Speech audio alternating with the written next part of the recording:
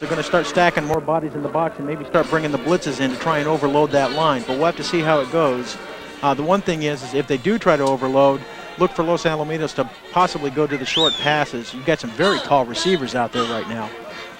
Well, you'd almost say that would be playing right into Los Alamitos' hands if you're going to bring so many people up in the box and try and stop the run. Jimmy Barnes may have a breakout night. Rossman going to kick it away. Ryan Lopez and Ike Fagai. Lopez this is going to be taken by Lopez, and that's taken down by Randy Estes. Yeah. Every time I see Randy coming in for a tackle, the theme from Jaws goes through my mind.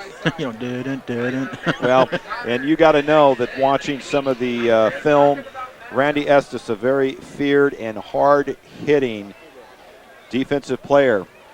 5:55 left here in the first quarter. Los Alamitos on top, 7-0.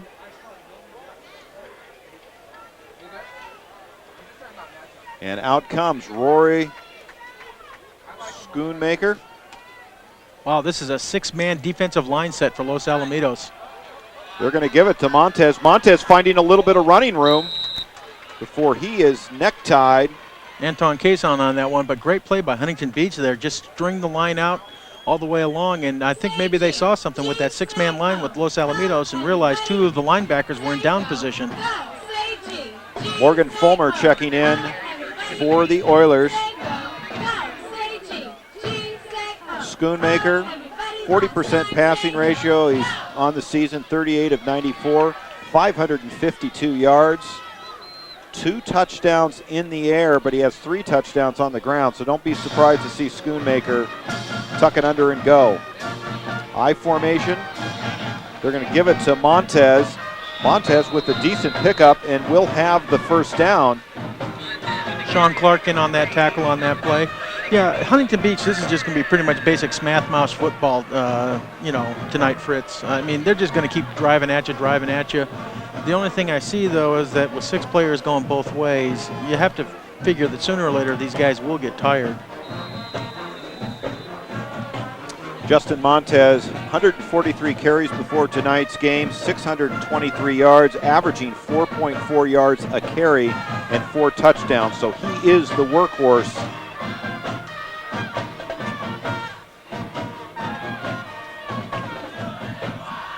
Schoonmaker pitches it to Montez. He goes left. Now he goes right. Stringing Los Alamitos out. Good pursuit there by the Griffins. Yeah, that's great pursuit by the Griffins on that play. But again, Huntington Beach, very smart running play. They notice that there's 6 down linemen for Los Alamitos, and they string the play out to the far side. Montez has already got 35 yards for tonight, and he's going to be their workhorse tonight, Fritz. I mean, really, he's the guy. They got to ride him all the way. 2nd down and 8. Clock continues to run. We are nearing the 4-minute mark here in the first quarter. In fact, Dan Espinosa's in there right now. Well, and we heard that they were going to be shifting those people in and out to keep fresh legs in the game. And Montez picks up a couple on the play. That'll bring up 3rd down and a short 5. Tell you, I just saw something. Huntington Beach has got a little bit of an attitude tonight. I've noticed that, and that's not the only play. I'm sure you saw the somewhat late after the whistle block put on there, and you got to believe, this team's got a lot of energy and excitement after that victory last week against Esperanza. So timeout called by the Oilers. Schoonmaker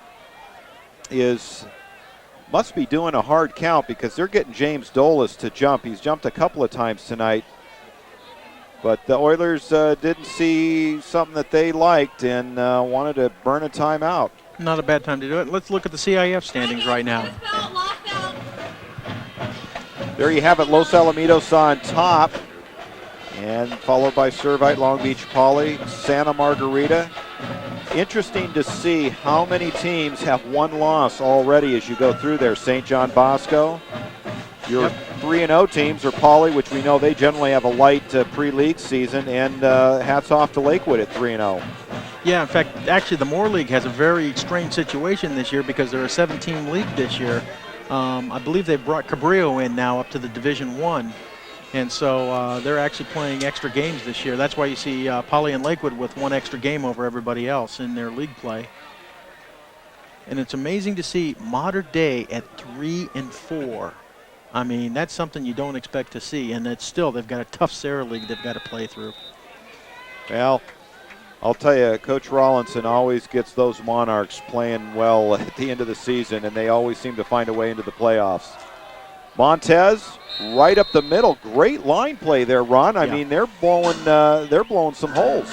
Yeah, they're getting a good 2-3 yard push, and this is what's critical if you're going to run, this kind of offense all the time. I mean, it's smash mouth. It's 3 yards in a cloud of dust. But I tell you, Montez also does what I like to see in a running back. Just hit that hole as hard as you can. Let momentum carry you forward. What they always talk about is, running backs running downhill, and that's what they mean by that. Hit it hard. Don't go up there and, tap dance and try and fake your way around a guy. Just run him over. Well, bringing the chain gang out to see if this is enough for the first. This would be a big first down for the Oilers, and it looks like they may have it. And I'll tell you, when you look at Justin Montez, 5'6", 160-pound junior. Now, we always find that some of these stats are a little underrated, but he's not a big kid. He runs like he's 20 pounds heavier. A lot of attitude. Yeah, but the thing is, if he's 5'6" and he's 160 pounds of muscle, that's a tough load to bring down. That's a low center of gravity. Really hits guys hard. Oh, we have Cameron Filkins back in. So it looks like Los Alamitos is going to go with that 5-man offensive line again. I mean, 5-man defensive line, I'm sorry to say. Yep. So your running back, Justin Montez, and then number 30, Steve Silski is your fullback. And another nice pickup. I'll tell you what, this will wear a defense out. Clock now under 3 minutes in the first quarter, and Huntington Beach has a drive going. Well, and the other thing, too, Huntington Beach knows they have to keep Los Alamitos off the field because every time they let Los Al on, it's probably going to be a good opportunity for Los Al to score. Look at how many people are in the box. No fear. I guess that's the way you stop that as Montez runs into a pile of humanity. But I don't think they had any players for Los Al defensively more than 5 yards off the ball. Yeah, and everybody was in there. In fact, now you've got both Rollins and Espinoza in there, and you got Filkins. Well, heck, why don't you just say that the O-line's switching both sides right now? I mean, they're really bringing the big boys in, and I think the coaches have looked at it and said, yeah, with this kind of, power run type offense, you have to have a lot of bodies in there that can just stuff holes. Well, we've got 3rd and 5. The Oilers, needing to keep this drive alive, need 5 very important yards. They're going to give it to Montez, and Montez, well, he's going to be short of the first down, it would appear, but still got a decent pickup even with all of those Los Al defenders up on the line. Yeah, looks like he's about 1 yard short. Wait, they're holding off on moving the flags. Okay, they want the chains back out again. And I'll say this is, with the position they're at on the field right now, Fritz, they're going to go for it on 4th down. Absolutely.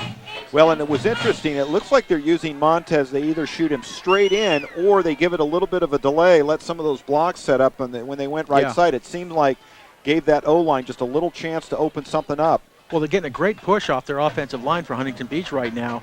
I mean, you look at those guys, Escobedo, Howard, Ennis, Duffy, Olive. I mean, you look at these guys, other than Escobedo, who's 6'1", 290, the rest of these guys all around 210, 205, 230. Not really big guys, but they're getting great push on the ball. I mean, just nice 2 yards, and you're right, Fritz, in that kind of situation with a runner like Montez, if he waits like half a second to a second, he sees where that gap opens, and then he just hits it as hard as he can. Okay, here we have Huntington Beach getting ready to set up.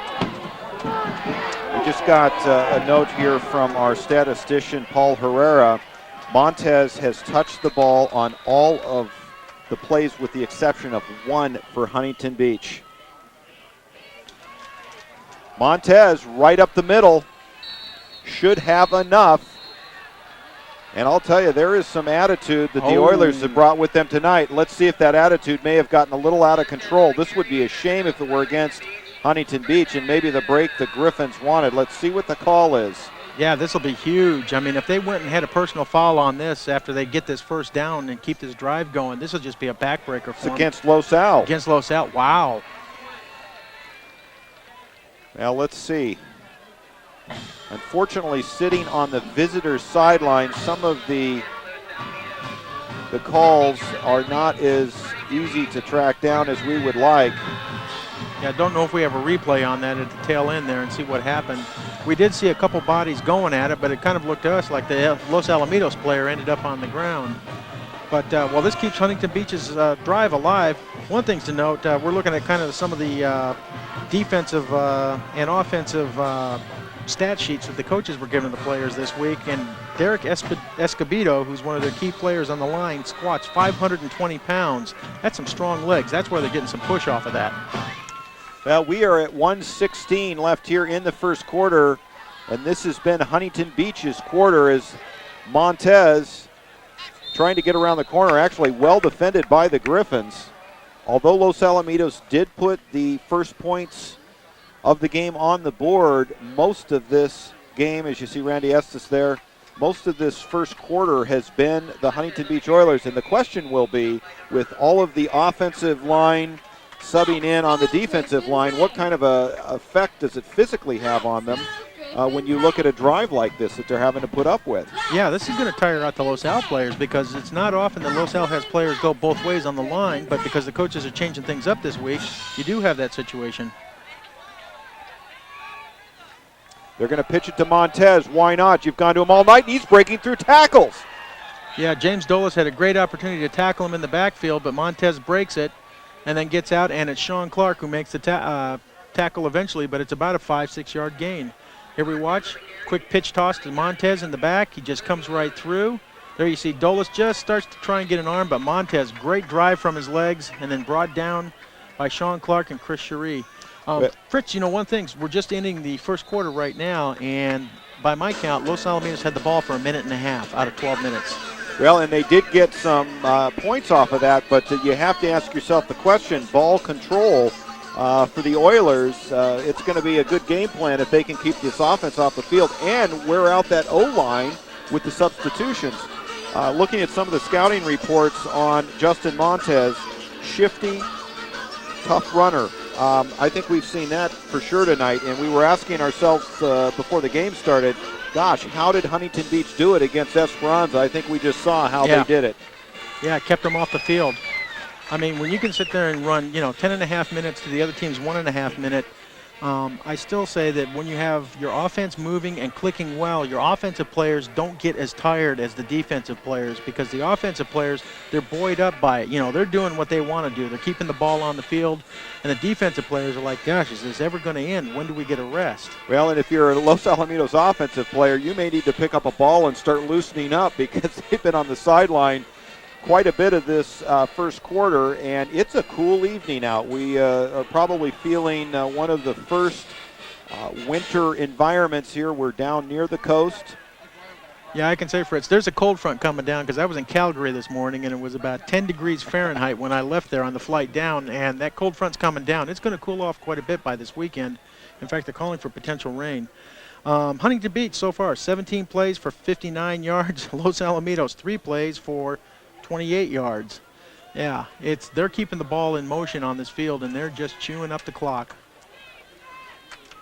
Well, this is a big stand for Los Alamitos as they are backed up.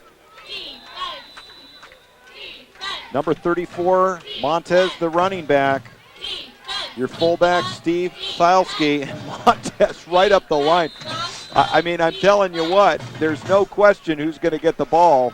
Yeah, I'd say it makes it pretty easy. You can just key on Montez all night long. You know what this game's reminding me of? Playing Tustin with that double tight, double wing offense. I remember the game probably about 5-6 years ago where Los Alamitos had the ball for 4 minutes in the whole game, yet still beat Tustin something like 36-21. Well, and Tustin, known for its running back Deshaun Foster, now in the NFL, they run the ball better than probably any school you've seen, but you don't pick up points and score very quickly in that kind of an offense. And they fake it. Schoonmaker coming around the corner, and they go away from their bread and butter, and actually Los Alamitos defended it very well. Yeah, Daniel Dykes did a great job of staying home and making that read, and but they're calling still first down. Good job by Schoonmaker, made enough yards to get a first down, but still, you have to say that was a great read by Los Alamitos' defense, because a naked bootleg like that can easily turn into a touchdown, because, you know, as we've been talking about Montez, everyone's keying on him, so you have to figure there's got to be 9 guys trying to tackle him on every play. Fresh set of downs for Schoonmaker. Montez runs into a wall, probably one of the lower production runs all night long. Yeah, and give Dan Rollins real credit on that one. He made a great penetration on that play, got Montez by the ankles, started to bring him down, and then the rest of the Griffins came in and helped him out and knocked him down for pretty much no gain, maybe even a slight loss. So scoreboard showing that the run didn't pick up anything. 2nd down and 10.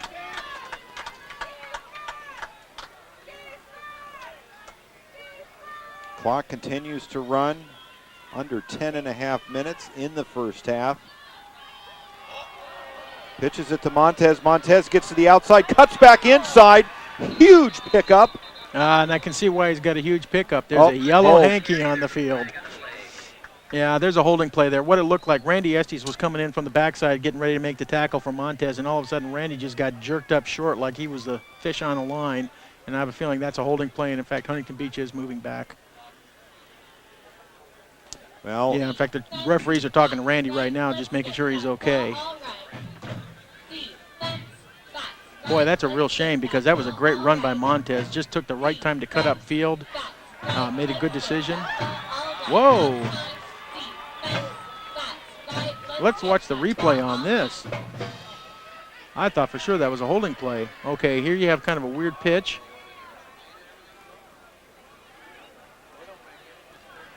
Bad angle there to see exactly what happened. Yeah, we didn't see anything. I didn't see any face mask, anything else. Holy mackerel. Holy mackerel. I thought for sure that was a hold. Boy, because I saw Randy get jerked back just like someone had grabbed the back of his jersey and pulled him. Well, that's why the referees are on the field, huh? Well, for Los Alamitos, a costly penalty. And you've got to ask yourself the question, being that they've been on the field almost a full quarter, that being the Los Alamitos defense, are they showing signs of fatigue? Montez fighting for extra yardage. Great job by Los Al's D-line on that play, just filled all the gaps.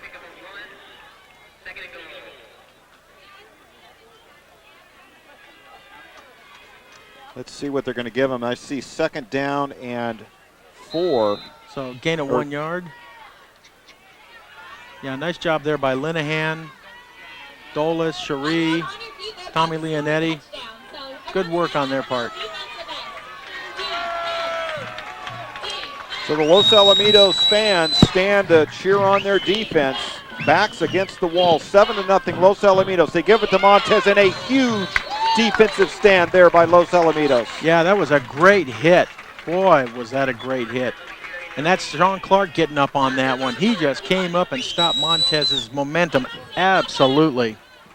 Well, and Dan Rollins in the vicinity too. So 3rd down and goal for Rory Schoonmaker.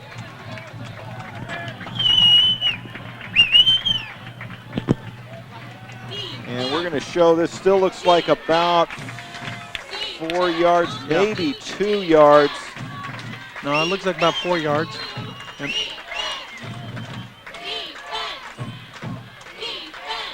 And was Schoonmaker going for the hard count?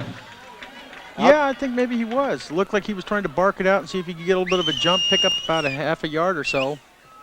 Well, Mike Grosskopf's going to come out and talk about it. You see John Barnes in his 25th year at the helm of the Griffins.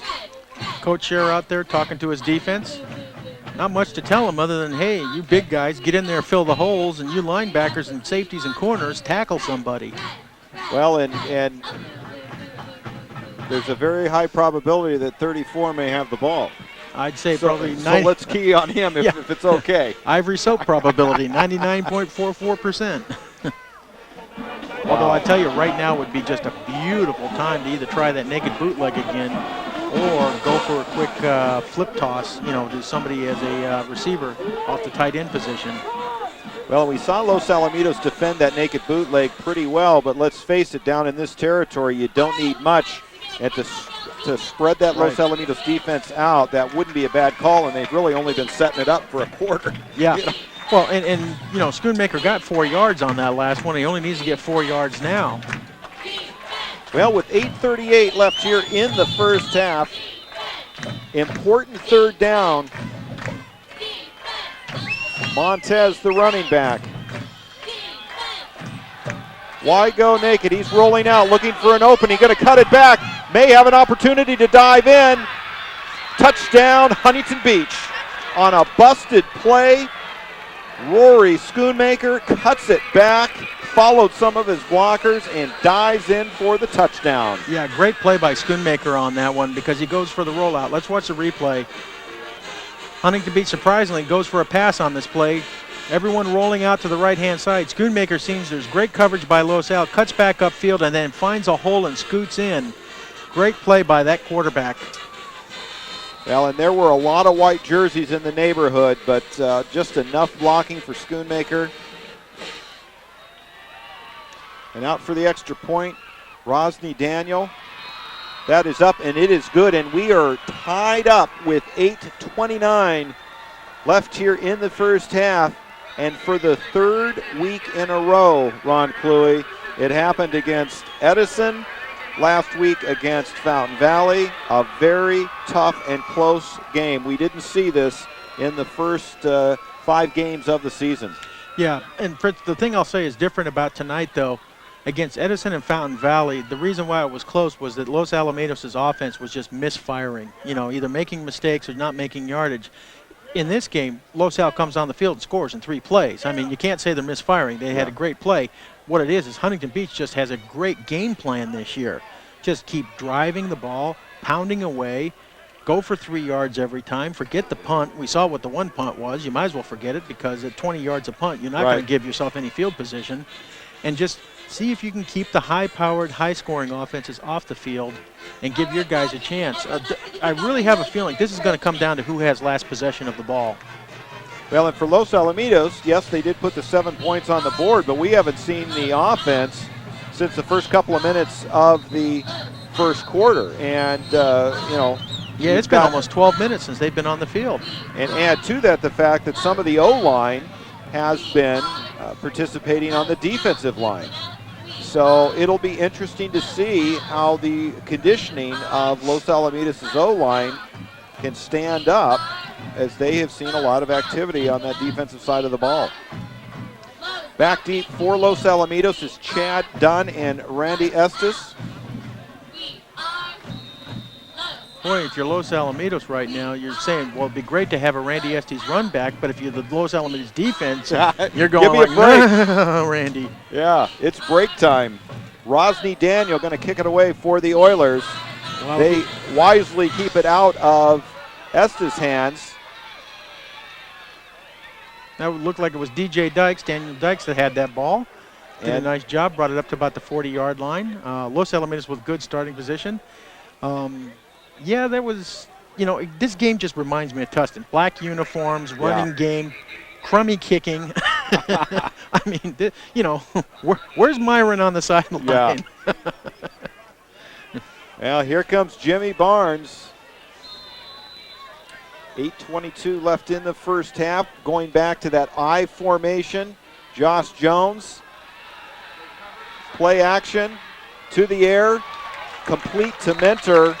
Run out of bounds at the 41-yard line of Huntington Beach. And Los Alamitos quickly gets into Oiler territory. And again, like you say, Ron Cluey, do you want to score too quickly here? Give that defense a rest. Watch the fake right here. Jimmy does a great job. Everybody is faked out on this one and then delivers just a rifle strike downfield to Jeff Minter, who's wide open.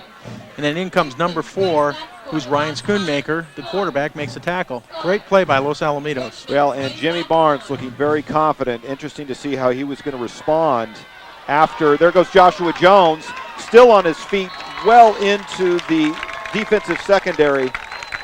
Boy, Fritz, talk about a contrast in styles. Here you have Huntington Beach, 3 yards, cloud of dust, grinded out.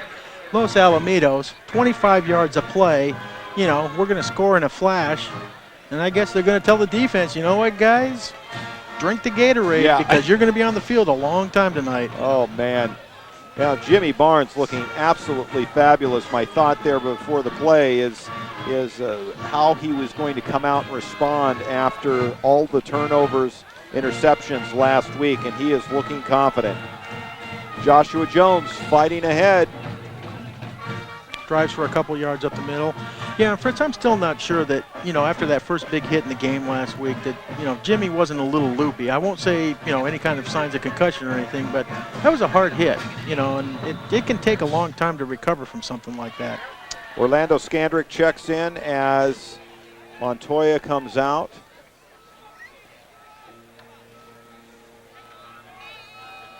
Jimmy Barnes, 6'4", 221-pound junior. 86 for 162. 53% completion, 1,200 yards, 12 TDs. Jimmy's going to keep it, and the Oilers sniffed that one out before it got started.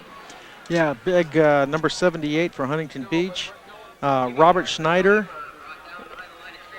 He kind of did a great job of spying that one out and staying with it. Of course, I imagine this is 8th game of the season that the Huntington Beach coaches have watched enough film to tell their guys, hey, one of you has to keep an eye on the Los Al quarterback all the time. He does do a quarterback keeper at times. Well, they've run it at least 2, sometimes 3 times a game, and that's about all it's good for. But in this case, a loss. Bring up 3rd down and 11. Clock now under 6.5 minutes in the first half. Jimmy Barnes gives it to Joshua Jones. Joshua Jones going outside, still on his feet. Someone had his towel. Joshua Jones driving forward to pick up an extra couple. Yeah, but that was a real surprising play because with 3rd and 11, you would have expected a pass play from Los Alamitos on that play. They pick up only about 3 yards on the play. So now you're going for a pass play, and no, it's going for a field goal. Okay, for Brooks Rossman. Boy, I'm surprised on that one, Fritz. I would have really expected a pass play on that last play. So what, 37-yarder roughly? Brooks Rossman, 7 of 11 for field goals, 64%. Lets this one rip. And that is no good. So Brooks Rossman struggling with his field goal, only 64%. His long was 43. So he goes to 7 of 12. He's been perfect with extra points, but struggling with the field goals. And with 5:32 left in the half, boy, now you're putting Los Al's defense back on the field with that grinded out Huntington Beach offense. You know, and I don't see that Huntington Beach has any inclination to fumble the ball in this game. Well, in fact, they had no turnovers last week against Esperanza. Very solid hands from Justin Montez. And Schoonmaker will step in. Montez, who else? Run it up the middle, still on his feet. And I am impressed with the running of Justin Montez, 160 pounds, bouncing off of people, great balance. Look at that stature, like you mentioned. He's got a low center of gravity, and he's almost a tough target to get your crosshairs on. Oh, yeah, it is. He's real tough because you'll go to wrap your arms around him, and he's running underneath you. I mean, he's the proverbial fire plug. Give Chris Cherie real credit on that play for stopping what could have been a touchdown run. Well, and you go the other side, you got Chris Cherie at 6'1", 255 pounds. Takes a little skill to tackle a little guy like Montez. And there we have the play blown dead. Let's see what the call is. Too much time. Unfortunate break for the Huntington Beach Oilers. They won't score quickly. They've got 4:46 and the better part of the field to drive, but unfortunately moving backwards. But they've got Los Al exactly where they want them. This is just like last week's game. Keep the score down. I mean, 7 points from Los Alamitos in the first half. I mean, if that's where they end up, even though Los Alamitos will get the ball to start the second half, Huntington Beach is playing their game plan to perfection.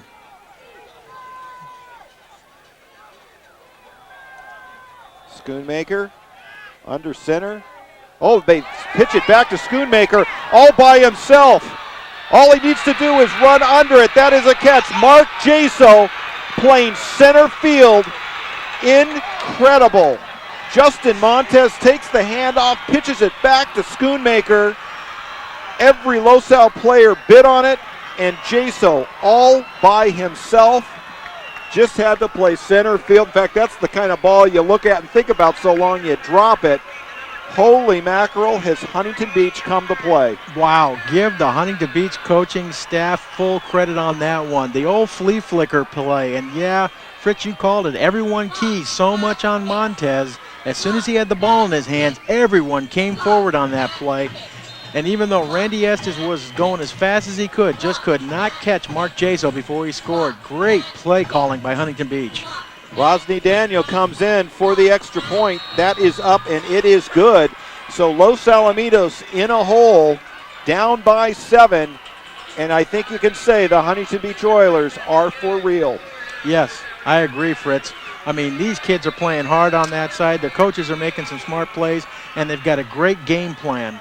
I mean, right now they're just saying, you know what, I'm going to do everything I can to keep Los Alamitos off the field. The only thing I'll say is a positive right now is that with 4:21 left, Los Al does get the ball back, and they've shown so far that they're able to move the ball on Huntington Beach. So look for them to tie this game up before halftime.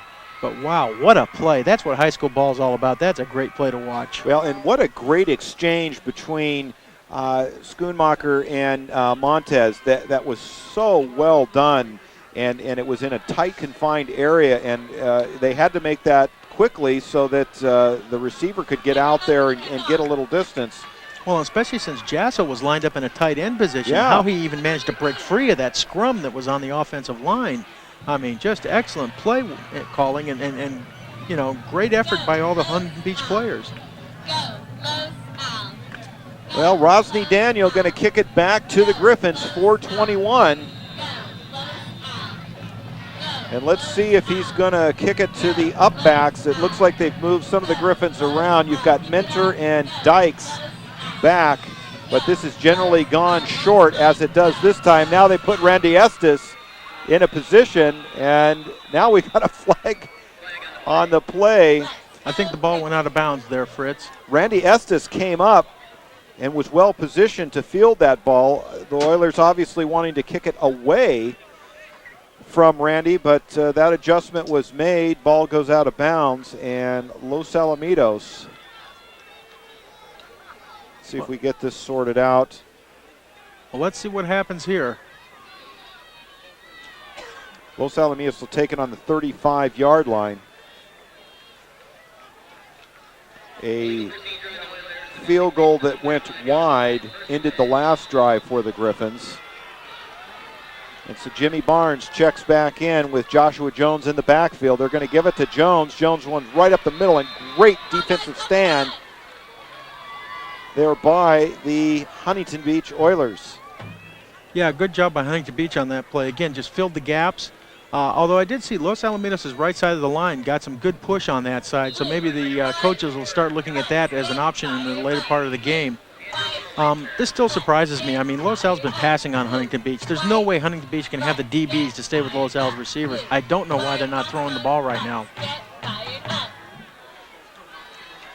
Dykes and Mentor on the near side. They do that delayed fake. They get that out to John Hale. John Hale with a nice pickup as he checks in on his first start this year. John Hale with a nice job running the hurdles there, Yes. and going over the top of Ryan Schoonmaker, who was on the ground. Good job there. Yeah, let's watch the replay on this. Just a nice little, you know, handoff fake here. Watch Jimmy Barnes come up, get under center, fake the handoff right there, take the lead block, and then a quick toss downfield to John Hale, who then makes great additional yardage after catch. There you see him hurdling Ryan Schoonmaker. Yeah, I don't know why they're not going to do this all night long, because I don't see any real rush from Huntington Beach.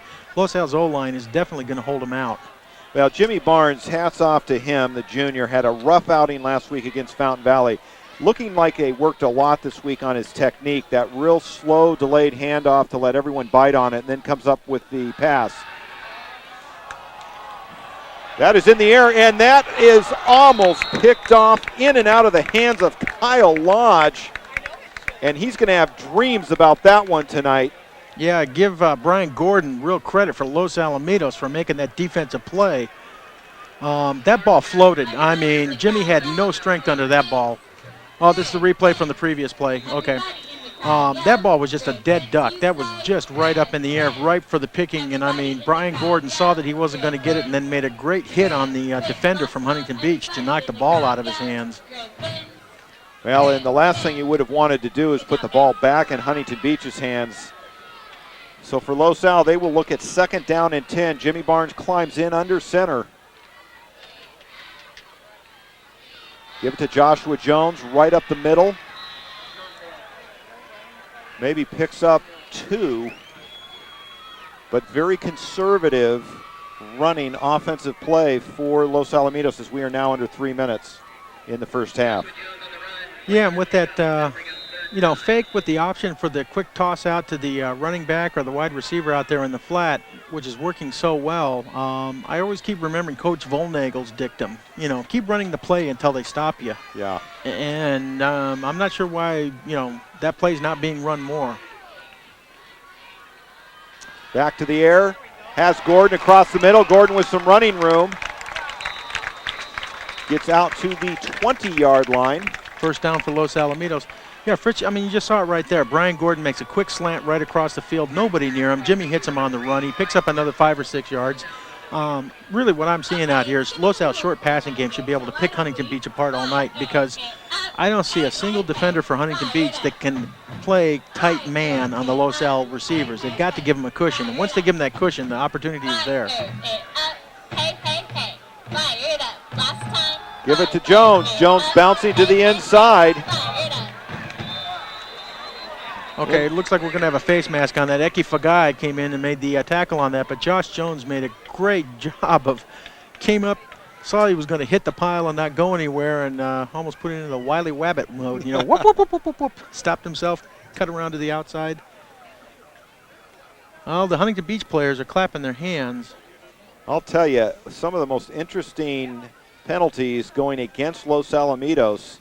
But where the flag was thrown, I don't know how they could call anything, and they are going to call it. They're going to call holding against Los Al. Wow, I'd like to know who the Los Al player was that was in the area other than the running back. Now, Los Alamitos has not gotten the breaks tonight from the penalty standpoint. 2:05 left here in the first half. Father and son down there talking it over. 14-7, Huntington Beach on top. Who would have thunk it? And for the second week in a row, Huntington Beach is playing inspired, tough-nosed football. Yeah, for a team that was really 1-6 up to this point, because the only win that they had on the field was against Esperanza last week, because their other win that counts for them is a forfeit. So that'll bring up 1st and 14. And Jimmy Barnes going to call timeout, wants to talk about it. He didn't see something that maybe they had drawn up. And being conscious of the clock, we're at 1:46. Los Alamitos needing to be a little cognizant of time, hoping to tie this thing up and go into the halftime break. Let's go ahead and take a look at the top 5 QBs in the in Division I. You've got Fontana's Felix, 1,652 yards. Wow, that's incredible. Parsons there for Long Beach Poly at 1,317 yards, and then Barnes at 1,200, very respectable. Farrell with just under 1,100 yards. Ospuro. Just over 1,000, but I'll tell you, this is the one that blows me away, Fritz. Fontana throws the ball. Yeah, I remember, I'll tell you, one of the first times Los Al played Fontana, I don't know if that ball left the QB's hands unless it was in a running back's hand. Yeah, I mean, usually with Fontana, the rule was you could count on the fingers of one hand the number of pass plays they'd attempt in a game. Part of that is because they play in that wind tunnel out there in the Inland Empire. Well, I'll tell you, that's going to really throw a kink into the defensive coordinator's plans. Teams taking on Fontana. That is not typical for them. Well, right now, Josh Jones having a good night. 9 rushes for 65 yards, and Jimmy Barnes 3 for 4 for 66 yards.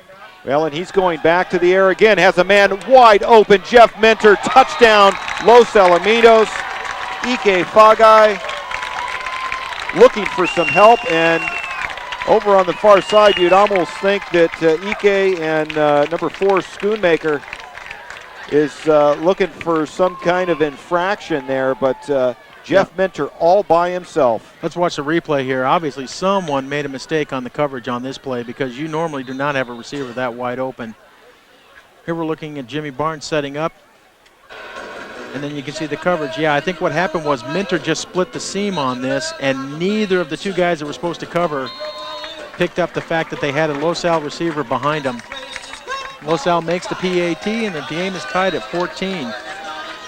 The one thing, though, that is hurting Los Alamitos' game is 3 penalties so far for 30 yards. And that's something that'll just stop you as you're going along. Well, all knotted up here from Shoe Field. 1:39 left here in the first half. Huntington Beach going to get one more chance to move the ball down the field before we head to the halftime break.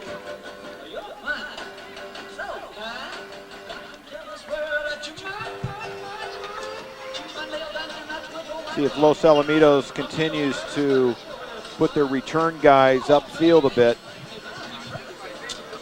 Looks like got Randy Estes. Well, Rossman setting up to kick off here. Chad Dunn on the near side. And back deep for the Oilers. Ike Fagai and Lopez. That would be Ryan Lopez. They have not had much of a chance for a return except for the penalty that moved Rossman back. And then Ryan Lopez made a huge mistake. This one will be 3 yards deep as Ryan Lopez can just let it hit the ground, and he'll watch his team set up at the 20-yard line. Yeah, Rossman on the kickoffs, boy, what a weapon. When you can sit there and consistently force the other team to have to start from their own 20-yard line and not give them any opportunity to try and run the ball back.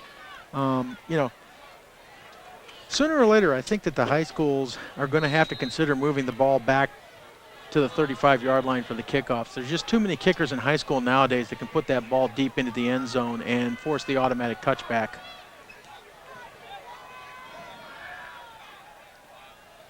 Schoonmaker, holy moly, gets a nice handoff there. Is that number 89 Charles Vallis, or is that Malmeister? Malmeister, or is it, no, it's Siliski. Or Silski. Oh, I'm sorry, totally missed that number. Yeah, number 3. When it doesn't go to Justin Monte, yeah, we're all tied up. But that's, again, a nice play by Huntington Beach. Absolutely. Give it to the up back. You know, and everyone, again, as you said, Fritz, they're focusing on Montez, and everyone misses the big guy. Well, now we're back to what we expect as Montez gets the call. Nice tackle there by number 52, Sean Clark.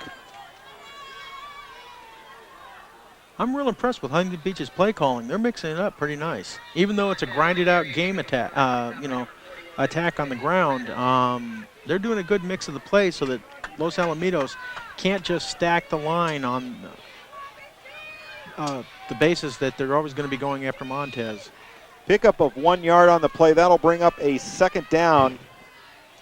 Schoonmaker pitches it to Montez. Montez still fighting for extra yardage. Incredible second effort by Montez.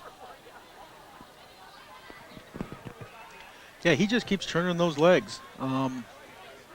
I'd like to know how much he squats and bench presses, because I tell you what, the kid has some real strength. But, you know, and the funny thing is the prior coach for Huntington Beach, Tony DiCiccio, you know, really made an impact on his players about doing conditioning. Tony's always been a strength and conditioning coach. And, you know, Huntington Beach built themselves a pretty decent weight room, and I think it's showing on these kids out here. Well, this may be the last play of the first half. They're going to keep it on the ground as Montez forges ahead. Looks like he'll have enough for the first down, and we are now 5 seconds away from the halftime break. Is anyone going to call a timeout? I guess not. And that's halftime.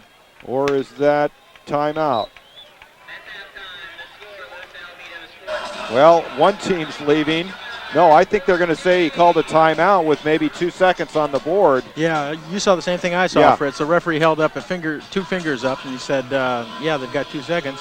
Well, if I'm Huntington Beach, why not go for it? Well, and add to it, we saw it on the last touchdown. They can score quickly with a little bit of trickery. The thing I was confused at is when they had something like 20 seconds on the board, they were moving pretty slow to the line. They maybe could have, with timeouts, gotten at least 3 shots, but one more play, 2 seconds. And we'll get a measurement here.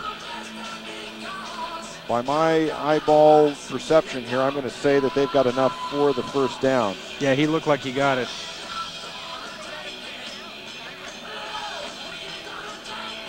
And that is first down, Huntington Beach. Well, if you're Huntington Beach now, do you roll the dice and say, you know, do we get the flea flicker to work again? Although this time I'm pretty sure someone's probably going to tell one of the safeties that they have to stay back on that play no matter what. Now they're going to back it down to 1 second. Doesn't really matter. And for Los Alamitos, they're going to take a couple of minutes and talk about it. When you look at some of the statistics for this game, you wonder, or maybe have a better idea, why Huntington Beach is 2-5. They have only scored in 7 weeks 67 points, comparatively speaking to Los Al, who's scored 205 points. Yeah, 67 points in 7 weeks is not really productive point scoring. I mean, you have to have a phenomenal defense if you're going to maintain a winning record on that basis. But again, Fritz, I mean, we're looking at it out here. You know, you look at this style of offense.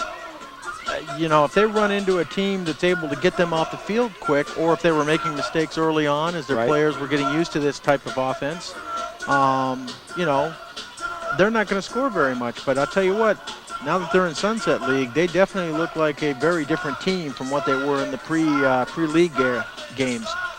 Huntington Beach has not been to postseason play since 1998. So this is a team very much in need of getting things back on track. This will be the last play of the half. They're going to the air. No doubt about this. Schoonmaker going to run it beyond the line of scrimmage. He will be taken down, and albeit a nice effort, the half will end. Yeah, all tied up. Nice stats for Schoonmaker, but doesn't really mean anything in the way the game goes. Well, Fritz, I tell you what, this is a good high school game right now. I mean, Huntington Beach playing a great game plan to keep the ball out of Los Alamitos' hand. Okay, let's go ahead and see if we can get John Bowles with Coach Barnes down on the field. Well, okay, it does not look like, okay. Well, Coach Barnes, I think, very much in the heat of battle, Ron Cluey, and if you were taking a few minutes with the Griffins during halftime, what would be your comment? I'd say, you know what, guys, you're doing the right thing out there because the offense is scoring when they have the opportunities. One thing I would say is we've got to knock off the mistakes. We can't afford the penalties. We're stopping ourselves with that, and we're giving them advantage. The other thing I'd tell them is that you have to stop Huntington Beach on one of these drives. Don't let them score. Now, we saw on this last drive here, it looked like they were starting to stop Huntington Beach a little bit. That last run is actually, you know, is meaningless because basically they were playing prevent defense. But from what I've seen so far, you know, Los Al's playing well. Huntington Beach is playing well. It's just their game plan is don't ever let Los Al touch the ball. Well, and they're both playing well because it's all tied up, 14-all. Fritz Pollard, Ron Cluey, John Bowles, stay with us. Exciting second half high school football action coming up.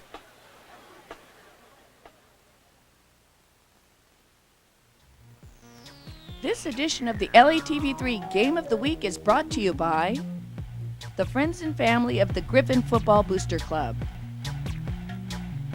If you're looking for the best barbecue on the planet, you can find it at the Naples Rib Company, serving the Long Beach community for over 20 years. And by There can be many hurdles to securing a home loan. Credit impairments, income documentation issues, unusual property. At Home Loan Online, we specialize in mortgages with flexible programs and creative options to address whatever financial situation you're in. At Home Loan Online, we will meet all of your financing needs. Visit us on the web or in our offices in Seal Beach on Main Street. by the College Park Mobile in Seal Beach. For all your automotive needs, stop by the College Park Mobile Station. And by Selman Chevrolet has been North Orange County's volume leader for over 50 years. We start with the lowest prices. We offer a huge selection of brand new Chevrolets and give you world-class service after the sale. Selman Chevrolet on the corner of Custon and Chapman, just off the 55 freeway in Orange. By Farmers and Merchants Bank, California's strongest bank. Call today or stop by our Rossmore branch on Seal Beach Boulevard. And by the Newport Rib Company, home of the best barbecue on the planet, serving the Orange County community for over 20 years. There are people with a calling. Most serve 1 weekend a month and 2 weeks a year. Earning money for college. Protecting their community. In the Army National Guard, you can. So many kids' activities today seem to leave out the activity part. New research tells us that just getting children to walk an extra 35 minutes a day could spare them the pain of thinning bones later in life. Encourage your kids to get up, get out, and get moving. Hello. Hey, Grandma, how about another grape soda? For more advice on how kids can build strong bones, visit aaos.org, a public service message from the American...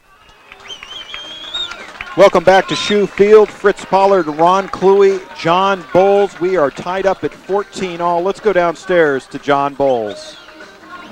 Guys, in news from another place here in Orange County, Bradford Stadium in Placentia, Esperanza is trailing Edison 17-0. They're at the half right now. That game being played on Fox Sports Net 2 tonight. So the Sunset League chase is wide open, and Fountain Valley Edison is going to be a key game. Also in Division I news, CIF announced today Home Depot Center will be hosting the Division I semifinals and finals. Back to you guys. Well, thank you very much, John. There you have it. Edison on top of Esperanza, 17-0. All tied up here. And Ron, you have some stats for us. Yeah, at the half, Huntington Beach, 196 yards of total offense, 75 passing yards, which Schoonmaker is 1 for 1 on, 121 rushing yards. Schoonmaker had, 18 of those yards with 4 for a TD. And then, of course, Montez, 25 rushes for 89 yards, averaging 3.5 yards per carry. And Jasso with the sole reception for Huntington Beach for the 75-yard TD. For Los Alamitos, 156 yards of offense. This is a little more balanced, 91 passing yards, 65 rushing yards. Jimmy Barnes, 4 for 5, 91 yards, 1 TD to Jeff Minter. Jeff leads the receivers with 2 passes for 49 yards, including that TD. Josh Jones, 9 rushes for 65 yards, which is about a little over a 7-yard average, which is very nice. We're getting ready to go in and start up the second half. Los Al will get the ball, so we'll see if they'll strike first again and then wait another 12 minutes for the offense to get on the field. Well, and let's thank Paul Herrera for all of those stats, sharpening that pencil. Yeah, Paul's doing a great job for us. The other thing is I'm really glad to hear that Home Depot is going to be the field for the semifinals and finals. While Edison Field is a big venue and everything else, it's just not set up for football games, and Home Depot has already proven that it's just a great venue to be used. They've used it for some of the City League games this year, and everything I've heard is that everybody's very happy with that field. Rosny Daniel going to kick it off, and almost a onside kick. I know they've been trying to keep it in the upman's hands to keep it out of those dangerous return men from Los Al, but that's probably taking it to the extreme. Wow. What was that, an 8-yard kick? Yeah, I mean, it's on the 40-yard line, and when you look at it, you go, your coverage team can't be that bad. Yeah. I mean, kick it on the ground, let it dribble down there, and let your coverage guys get down. That's just giving the ball away. Well, nevertheless, Los Alamitos and Jimmy Barnes is going to take it over. Going to go to Josh Jones. Well pursued there, great. And let's see, as Josh Jones down, he got his leg bent back a little bit there. Yeah, number 42 for Huntington Beach. I don't know, Josh is trying to walk it off. Who is a number we do not have. Okay, the unknown mystery player for Huntington Beach, nice pursuit and great tackle. 3 Oilers in on the stop there, and let's see how Joshua Jones is doing. He's still in the game. Looks like he's moving okay. Now we'll probably know very quickly. Jimmy Barnes. Yeah, it looked like Jimmy was attempting to maybe change the play at the line of scrimmage. Now burns a timeout. And so for Los Alamitos, wanting to come out of that halftime break and really get some momentum, having to burn a timeout. Let's look at a replay of that last play. Here you see Los Al lined up. Okay, Josh Jones sees it's full on the inside, tries to cut outside. And there you see number 42 for Huntington Beach. Great pursuit, even with a stiff arm in the face. Gets a nice grasp on the jersey. Pulls Jones down, and oh yeah, you just see it's the leg plants and everything crunches down. Oh boy, Hal Jones is still in there after Yeah. that. Let's see if he comes back out. Very likely he was going to be involved in the play. Yeah, the only disturbing thing about this is that, this early in the second half, I mean, it's the second play of the series, and either your quarterback's not picking up the read from the sideline for the audible or he's not audibling himself quick.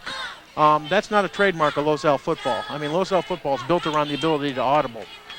Well, Los Alamitos in a slide hole here, 2nd down and 13. Backs are in the I formation. They are going to fake it to Jones. Great rush on Jimmy Barnes. Jimmy Barnes from the ground throws it. Great pursuit there by Derek Escobedo. And Jimmy literally threw it from on his back. And let's see. Well, yeah, they're going to say he was down. Yeah. So for the first time I've seen a pass for him laying flat on your back. Yeah, I think that kind of definitely meets all the requirements of in the grasp and you are tackled. But Escobedo, wow, great speed for a big man. I mean, he's 6'1", 290 pounds, and just blew in there and tackled Jimmy Barnes for a loss.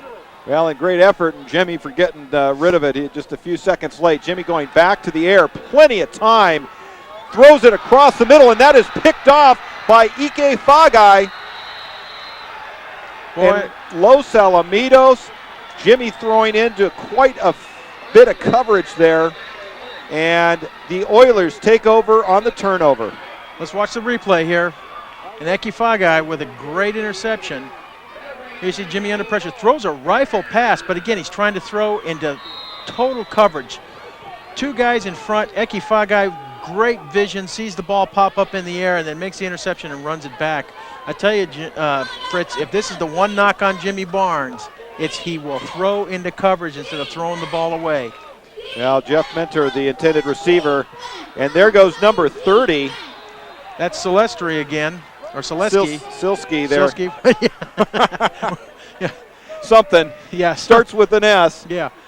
Again, Huntington Beach, great with that. Give it to the first guy coming through. You know, the guy that everybody thinks is the blocking back takes the ball, runs upfield, makes the first down.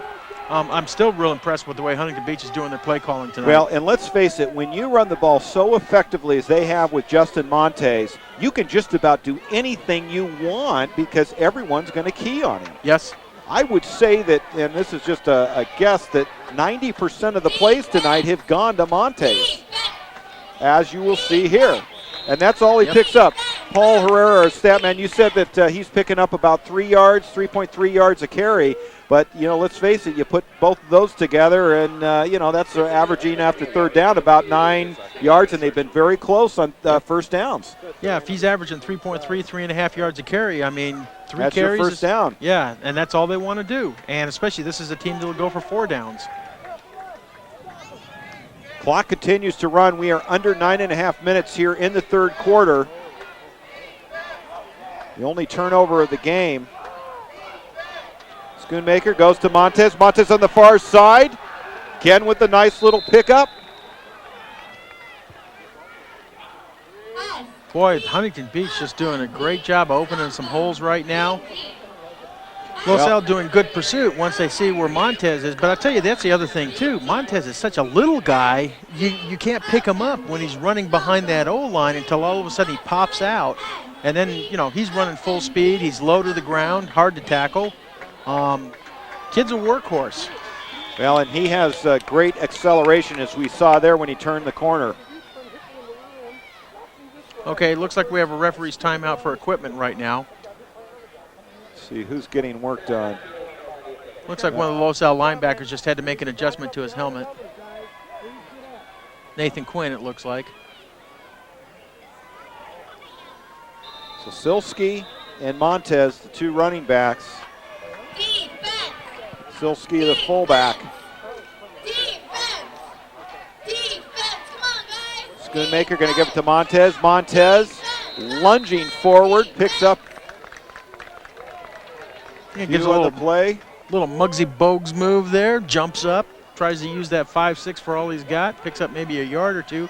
Well, and this is probably a go for it on fourth down. They've got no kicking game, and that's not taking anything away Rosny Daniel, but he just doesn't kick. They've got no kicking game. Yeah. But LaSalle's defense doing a good job holding on this one. It's just, Well, Huntington fourth Beach down is and gonna grind 2. it. Does Huntington Beach have enough to capitalize on the turnover?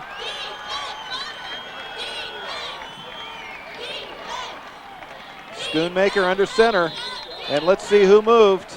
Well, the LaSalle players are clapping their hands, and it looks like Huntington Beach may have moved because they're moving back right away. That's huge. 4th and 7, that makes a big difference on that. Well, and it looked like possibly the tight end, Andrew Mahlmeister, may have come up out of his stance slightly. And really, there's no other option for Huntington Beach right now. They're better off going for it. If they turn it over on downs, that's still not bad field position as the ball sits on about the 22-yard line. Yeah, and I mean, you're right, because I'm not sure Huntington Beach can make anything beyond about the PAT point. So now that makes it 4th down and 7. They're going to the air. All kinds of time. Getting outside is Schoonmaker. And did the ball, Nope, didn't even come close. Great job by Chris Rados to come up. Also, great pursuit by James Dolis on there. Rados just came flying in there. I thought he was going to take off Schoonmaker's head on that play. Well, and Jimmy Barnes dodges a bullet on the turnover as he jogs back out.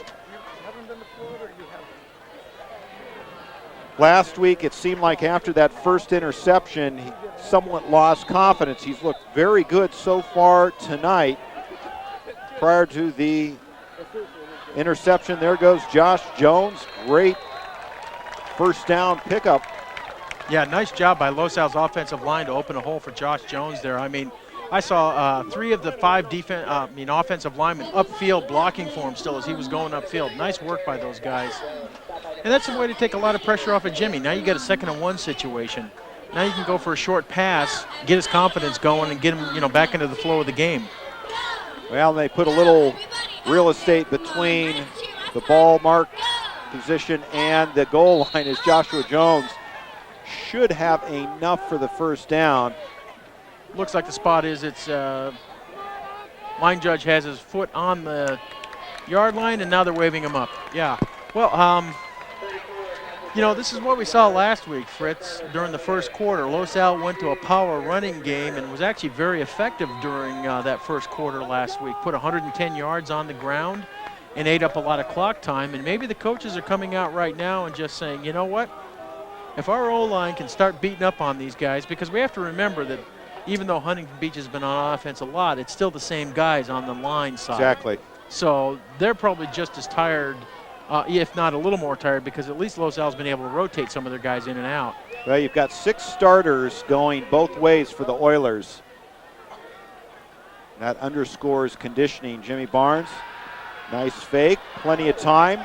Has a man open, that is caught. Jeff Mentor gets across the Oiler 40-yard line. So as far as Jimmy Barnes is concerned, that was that confidence-building pass, and he had Jeff Mentor sitting right between the zone coverage and plenty of time. Yeah, let's watch the replay on this, because I tell you what, there's a real breakdown in Huntington Beach's zone coverage. Nice job there by LaSalle for all the blocking. And here you see Mentor just coming across the field, comes out to the sideline. I mean, nobody near him within 10 yards. There's a real breakdown on the linebackers on their zone coverage. Under 6 minutes to play in the third quarter. Joshua Jones right up the middle. Maybe starting to see a little bit of that fatigue for that front 4 of Huntington Beach. You've got Castillo, Leva, and you got Escobedo and Mahlmeister. 2 of those, in fact, 3 of those kids going both ways. So it wouldn't shock me here in the third quarter if we start to see them running on fumes. Jones, they're getting the hit, but they're not wrapping up. The first man for the Oilers that came through there was Robert Schneider, number 78, but could not bring down Jones. Yeah, Jones made a great effort. And I'll tell you what, you're right about this fact that they've got the guys going both ways. I'm watching the O-line play right now, and Dan Rollins is just really starting to take it to Sam Oliva. I mean, he's, you know, for lack of any better term, he's just really knocking the stuffing out of him right now. Now they're going to come out, check this one for a first down. Cameron Filkins comes in. Tom Murphy comes out. Daniel Espinoza keeps motioning to the sideline. I don't know if he wants someone to come in for him or he's saying there's something wrong with the brace.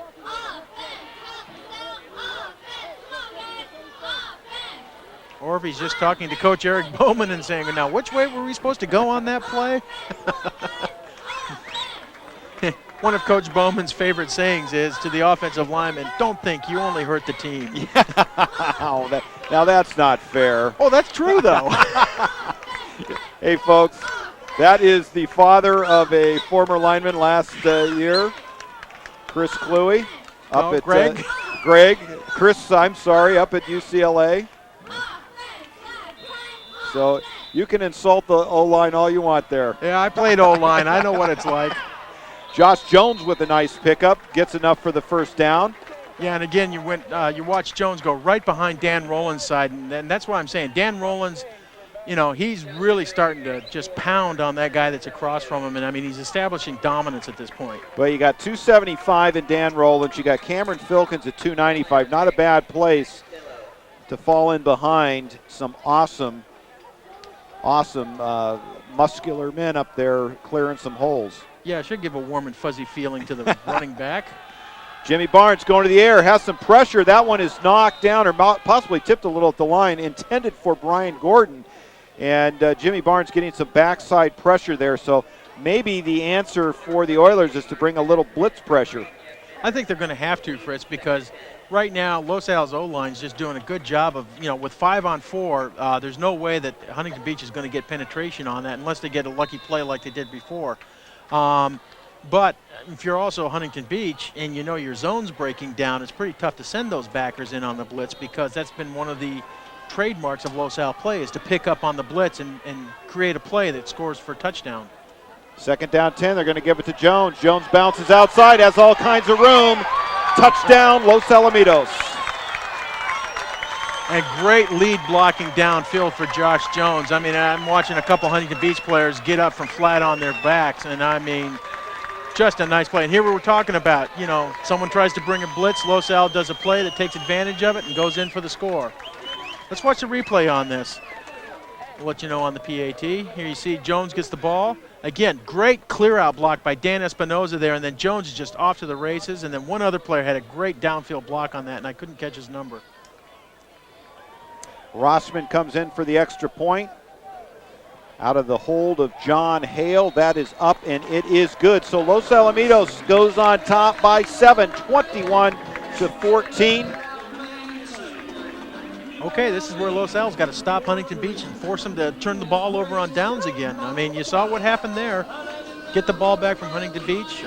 It's been a hard-played game so far, and maybe we're seeing Huntington Beach getting a little tired right now. Well, not only that, but let's take our hats off to the Los Al defense where they had to come in and put up a stand against the Oilers, who took the pick off or the interception and had a great opportunity to move the ball down, which could have really turned the tide here. But the Los Al D stepped up, held the Oilers, got the ball back, and Los Alamitos comes back, drives for the touchdown. Yeah, that could have been disastrous. Anytime you turn the ball over in your own red zone, I mean, the odds favor that the opposing team is going to get a score out of that.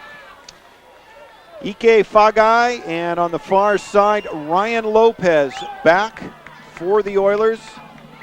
Number 13, Brooks Rossman. Going to send it on downfield.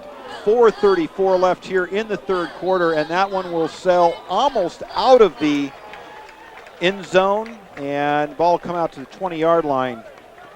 Hey, Fritz, you know when I was talking to you about, boy, good thing the rain's going to get here tomorrow night? Yeah.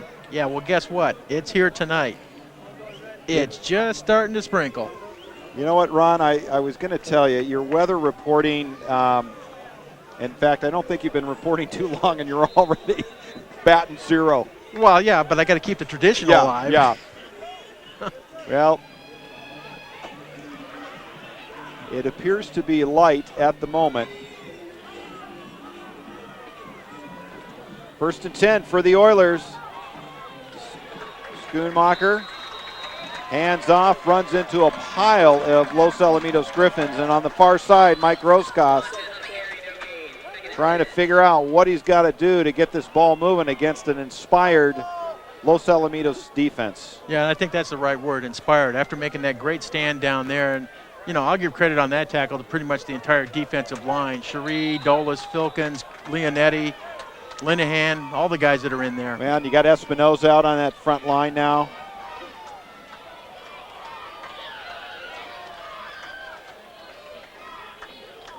That'll bring up 2nd down and 10. And Met at the line, and we haven't seen a lot of that tonight, where that running back is met at the line and stopped. Great effort by Los Alamitos. I think it was either Quinn or Sean Clark. The defensive line stopped the O-line, started to stand up Montez, and then one of those two linebackers just came in and, again, put that momentum-stopping hit on Montez to stop him from getting that leg drive and starting to push forward. This is a great stand by Los Al. Big play here. 3rd down and 9. Roy Schoonmaker. He's going to go back to pass. Going to come back to Malmeister. Malmeister with a little bit of running room. Not going to be near the 1st down. And for the first time tonight, we would assume, I shouldn't say the first time, but for the Oilers, they've gone for it on 4th down, but no, they've got to punt just too much room there. So Nick Howell's going to come in, and this Los Alamitos defense gets a standing ovation. Which they should, they deservedly have earned. Now the only thing here is to make sure there's not more than 12. There's not 12 guys on the field. Let's see, 1, 2, 3, 4, 5, 6, 7, 8, 9. Minter's standing back here on the Oiler 35 counting. I count 10 guys on the field. Okay, now number 18 goes back out on the field for Los Alamitos. And that is David Kinney. Great job by Los Al on the defense on that. And again, but not a bad little play. Picked up about 6 yards for Huntington Beach, but Los Al's defensive backs did a good job of coming up, making a big hit on the tight end there and stopping the play. Well, let's see how Nick Howe of Huntington Beach does sending this one downfield. Los Alamitos has DJ Dykes on the far side and Jeff Minter on the near side. Minter's going to come up and take a look at it and then get back. So not a bad kick for Nick Howe. Yeah, he gets a great roll out of that one because that went about 15 yards through the air and then probably 20 yards of roll on the ground. I'm starting to see the guy slip just a little bit out on the field here. So while it's not raining very heavy, maybe it's just been enough to dampen the field down. Of course, also with the dew that you get out here at night anyways. We'll see how this affects the game. Now Jimmy Barnes steps back in. 2:15 left here in the 3rd quarter. Josh Jones cuts it back inside and has a nice pickup. And you know what, Ron? And now we have a flag on the play. Let's see what's going on here. This is going to be a personal foul. Right in front of, now wait a minute. Who are they calling that? Are they calling that on a coach? Well, let's see. This looks like it's going to go against Los Alamitos. And the coaches are just livid on the sideline. Okay, our spotter was saying that possibly one of the referees got caught up in some of the headset wire and cords possibly on the sideline, although a lot of those are wireless. I don't know. Yeah, Los Al runs a wireless. I don't know. Is he calling interference because there was a coach standing on the field?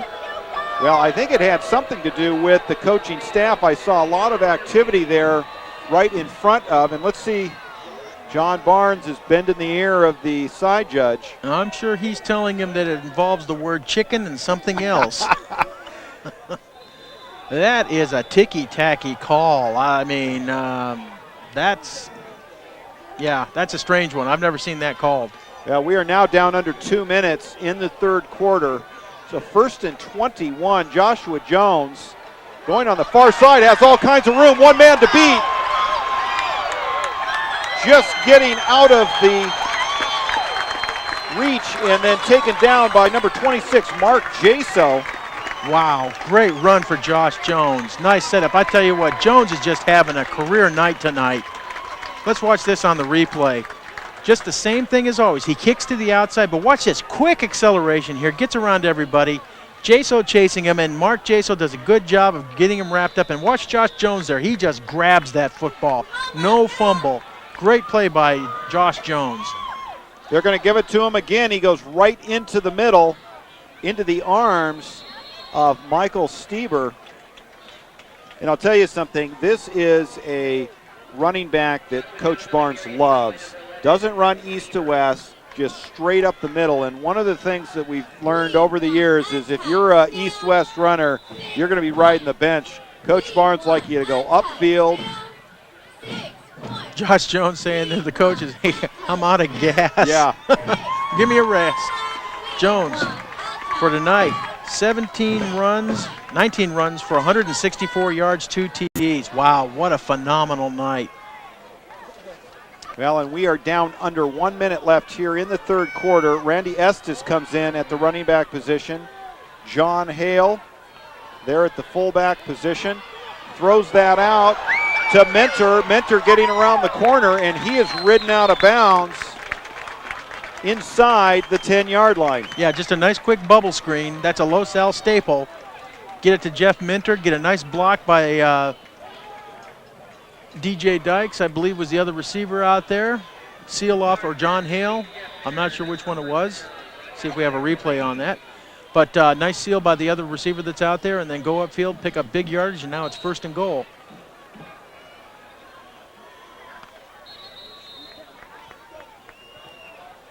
Referee's wanting the clock to get underway.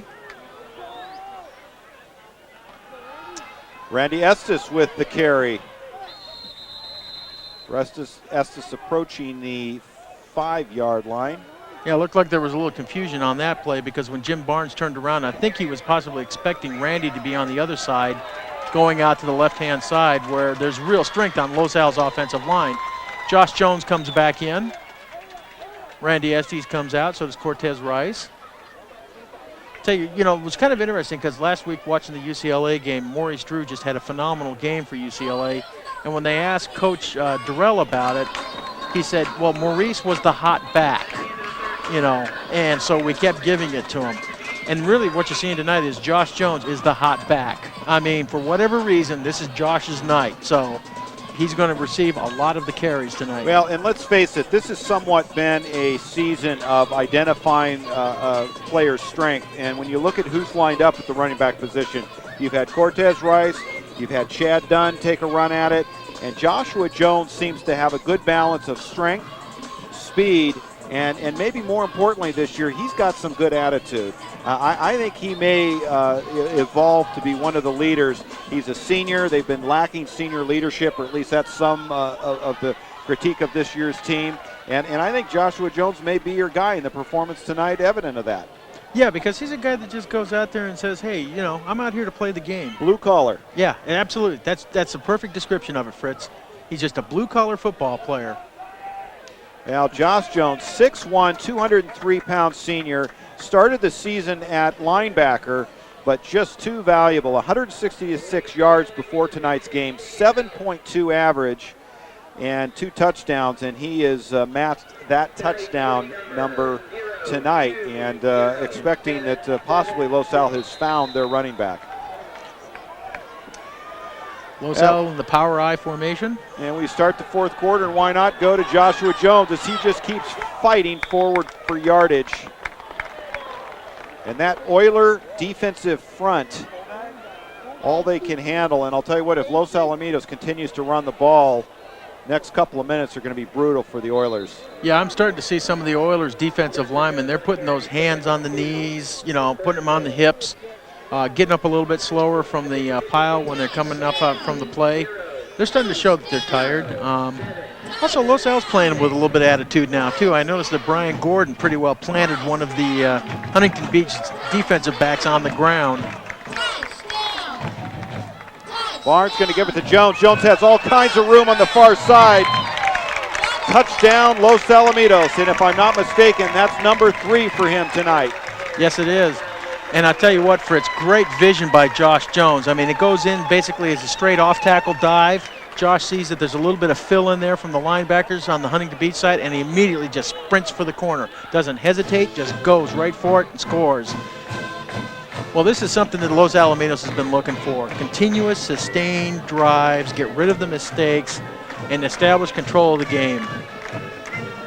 John Hale with the hold. Rossman up, and it is good. So Brooks Rossman stays perfect on the season. 28-14, Los Alamitos pulling away. Let's watch the replay of the touchdown here. Here you see lined up power I. Jones looks inside, sees he has nothing there, and then immediately just puts everything into going to the corner, goes straight in. Beautiful play. Great vision on Josh's part. Now there's Brian Gordon. You said starting to play with a little attitude. Yeah, and like I say, I really like the fact that Brian's back out here this year because of the concussion problems he had last year.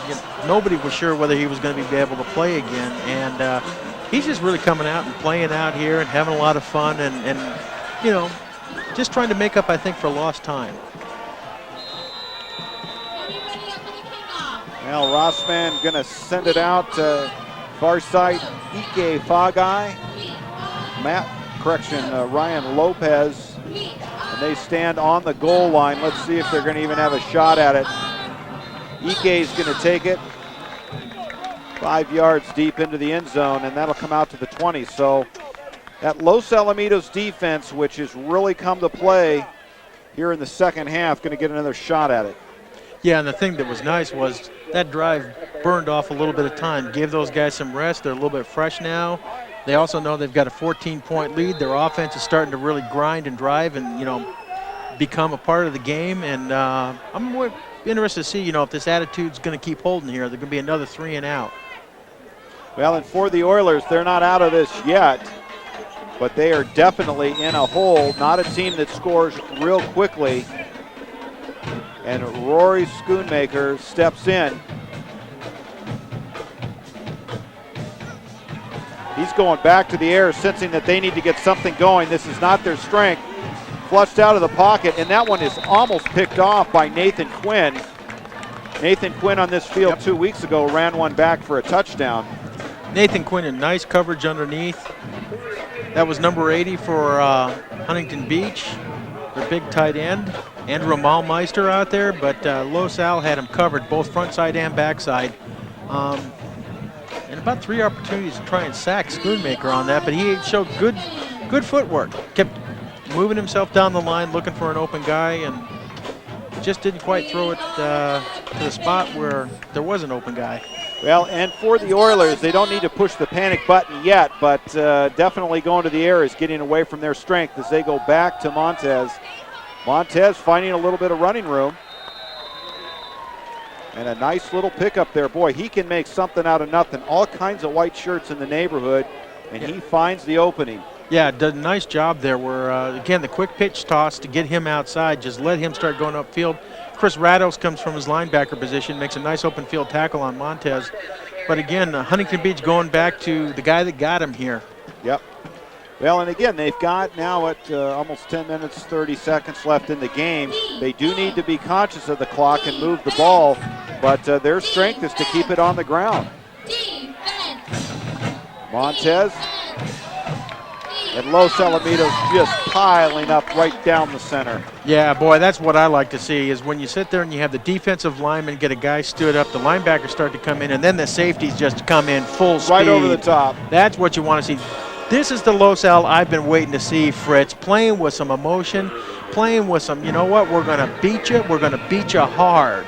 You're going to go away knowing that you got whooped. And this is what Los Al needs to come out and keep doing every week from now on out if they're going to have any plans on playing in the Home Depot Center. Well, and you look at the different phases of a season. You've got pre-league, you've got league, and then you've got postseason. And Los Alamitos expects to be in the postseason every year. DJ Dykes back to receive the punt. This will stay inbounds, get across the 40-yard line, and be down at the 37. So Los Alamitos will pick up on that great defensive stand, and with 9:28 left and a standing ovation from the Los Al faithful, well, Griffin offense will get another shot at the ball.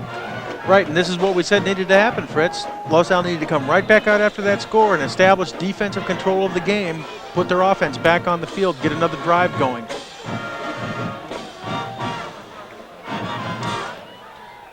First and 10, Jimmy steps in, going to give it to Jones. Looks like Josh picks up about 4 yards on that play. Number 11 getting up from the bottom of the pile for Huntington Beach. Is that Michael Stieber? Yes, it is. Well, that'll bring up, posted as pickup of 2. That doesn't look right. Wow, no, that's at least a 3-yard gain. So let's call it 2nd down and 7. Jimmy Barnes with the nice little crossing pattern. Beautiful catch by Brian Gordon. Brian Gordon, get to the ground, buddy. Wow, great catch by Brian Gordon, because that ball was a little bit low and in front of him. And I mean, that's a, you know, to be honest, watch the replay here. That's a play that a receiver really doesn't like, especially with a defensive back coming at him. Look at this. Gordon stretches out, makes a great grab on the run there, and then just runs over number 4 for Huntington Beach, and then just keeps going. In fact, I tell you what, I think the referees blew the whistle early on that play. Brian still had momentum. Yeah. Joshua Jones with a nice pickup. So Los Alamitos starting to click on all gears. Yeah, this is what they needed to do. This is the game they need right now to really build confidence, especially since next week is Esperanza. Now for Los Alamitos, they need this as a tune-up. I don't care what kind of record Esperanza has. They play their Super Bowl game against Los Al every year. Jimmy Barnes with the fake. Play action going to the air. Intended for Jeff Mentor. And wisely throws that out of bounds. There was a little bit of separation between the 2 DBs there, E.K. Fagai and Mark Jaso. Well, it's still sprinkling down, just real light here, and just not sure if the ball is just a little bit slick. Go, Big Blue. Go. 8:05 left in this game. Week 8. Los Alamitos trying to make it 7-1. Jones taken down. Number 71 for Huntington Beach, Kyle Ennis. Kyle Ennis. Nice job there. Broke into an open gap, made a good tackle on Josh Jones. Well, now you have the question. You got 4th and about 4 yards to go. And do you bring on your field goal kicker or not? Okay, Barnes. Jimmy Barnes, 7 for 11 for 148 yards, 1 INT, 1 TD. Clock continues to run. We're at under 7.5 minutes. Griffin's going to go for it on 4th down. Barnes going to the air. Big time rush. Gets the ball off. That is complete. Jeff Mentor. Boy, what correction. Is that Orlando Scandrick? That's Orlando Scandrick. Orlando Great screenplay. Woo! Did he turn on the afterburners and get some nice yardage on that for the first down and then some? Boy, that was just a textbook screenplay. Watch the replay on this. Offensive line holds for like just a fraction of a second. Huntington Beach thinks they've got a sack, and there's Orlando Scandrick with everybody downfield blocking for him. Great play. There we're going with Josh Jones. Backs to live action, and Josh Jones still on his feet. There's the fatigue of the Oilers defense. I think there's a little bit of Josh's fatigue too, because I think, you know, he kind of got down towards the goal line there, and I'm not sure he realized where he was. I think if he'd realized he was at the goal line, he probably would have been just a little bit more push. Great effort. I mean, this is Josh's night. He is just running great, and I hope they give the ball to him to get the opportunity to make this TD. Yes, his 4th touchdown if he can cross the goal line there. There you see it.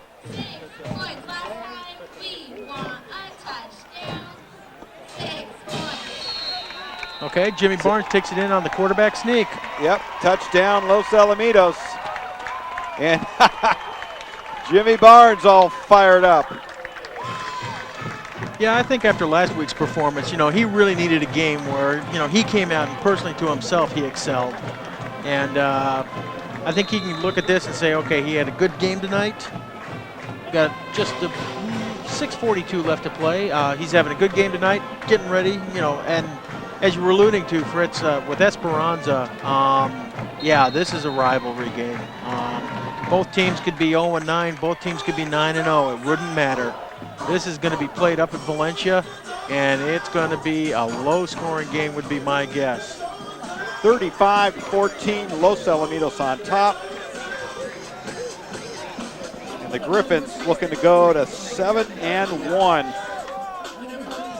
But once again, you ask yourself, where was this team last week? Yeah.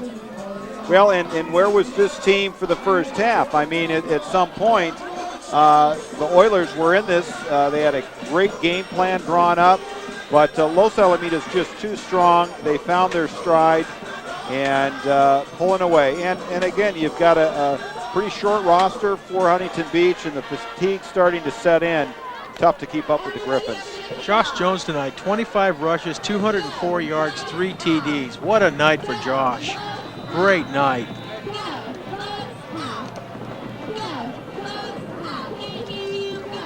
Ike Fagai and Ryan Lopez awaiting the Brooks Rossman kick. There it goes. And actually, this one may have a return. Ryan Lopez, probably as shocked as anyone. Now gets out across the 20-yard line. Got all the way to the 21. And so a net 1-yard gain, as that is a rarity to have Brooks Rossman not kick it deep into the end zone. But he's probably getting tired after putting up, putting some Los Al offense putting points on the board, and Rossman having to come out and take care of his kicking duties. And we have, is that Rollins, or not Rollins, but Dolis on the far side that jumped? It may have been. Somebody jumped. Or no, that's actually number 79, Lee Hyman. Okay. Lee gets a chance to get in the game. And make his presence known. Yeah, unfortunately, that's not the way that he wants Coach Van Gorder to know that he's playing out there. Well, this is good to see. I mean, Los Al now starting to get some other players into the game. Got Chad Dunn over here on the near side to us, playing cornerback.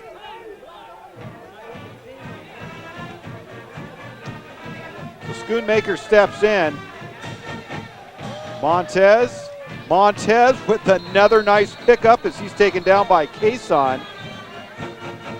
And we have a flag on the play. This is going to be a personal foul on somebody, and I have no idea who.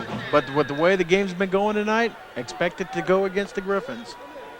And Los Al's backing up, and Huntington Beach is backing up. Nobody knows which way this is going. Well, when you look at its week 8 as Randy Estes is coming off the field, when you look at week 8 and see the types of penalties that Los Al is getting, this is not what you want, especially on the defensive side of the ball. I'm wondering if Randy was involved in the penalty.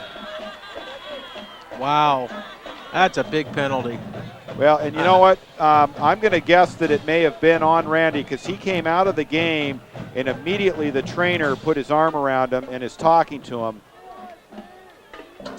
Yeah, that's Coach Stinson, the weight conditioning coach, and you know, Bruce has played at a pretty high level in the college levels, and so, you know, I'm sure he's probably talking to Randy right now saying, you know, you still got to keep it under control even this late in the game.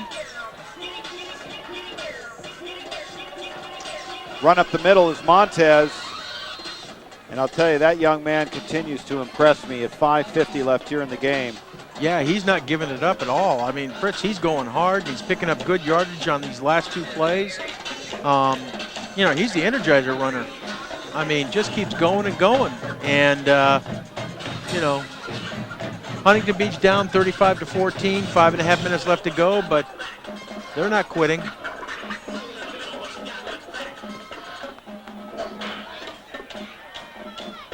They're going to pitch it out to Montez. Montez goes far side. Still getting around the corner. Will be shy of the first down, but not by much. Yeah, in fact, looking at the far side, yeah, they're going to call for a measurement. Well, again, we have Cameron Filkins, Dan Rollins in on defense, so Los Al not letting up at this point. Still keeping pretty much, you know, the big guys out there on the field. Yeah, in fact, now Espinoza goes in for Rollins. It's going to be some pretty tired linemen tonight. Well, and if this is a sign of things to come, you're going to have some of those linemen struggling to keep weight on. Yeah, they will lose a little bit, but I've got to say, Coach Stinson does a great conditioning program during the offseason. So Rory Schoonmaker comes in. They pitch it to Montez. Montez finding some running room. What an incredible breakaway run in traffic. And you talk about somebody that is well conditioned. The 5'6", 160-pound junior running like it's the first quarter. Yeah, watch the replay on this. Montez just doing a fantastic job. Again, the quick pitch toss to Montez, get him out to the left-hand side. Just bursts through the line there, gets downfield, and then there's a whole horde of players chasing him. DJ Dykes finally brings him down and forces him out. But great effort by Montez on that. Well, came into the game with 623 yards. We'll get you an update as to what he's got right now. Schoonmaker going to the air and just overthrows the intended receiver. 146 for Justin Montez. So that's 63 yards. About 770 yards total on the season, and I'll tell you what, he is a special running back, and he'll be back next year to help the Oilers. Yeah, I just think he gets one more year in the weight room.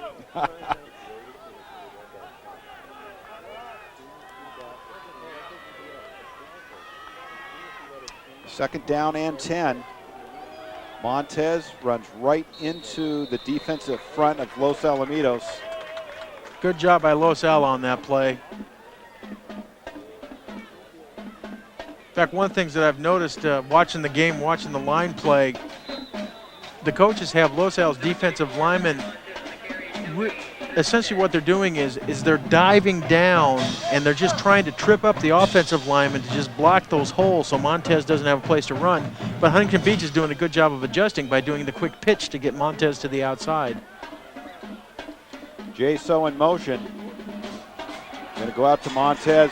Nice pursuit there by Los Alamitos. Nathan Quinn shooting through and tripping Montez up. I think that's the way you've got to stop him, because when Montez gets to the line of scrimmage, it may be too late.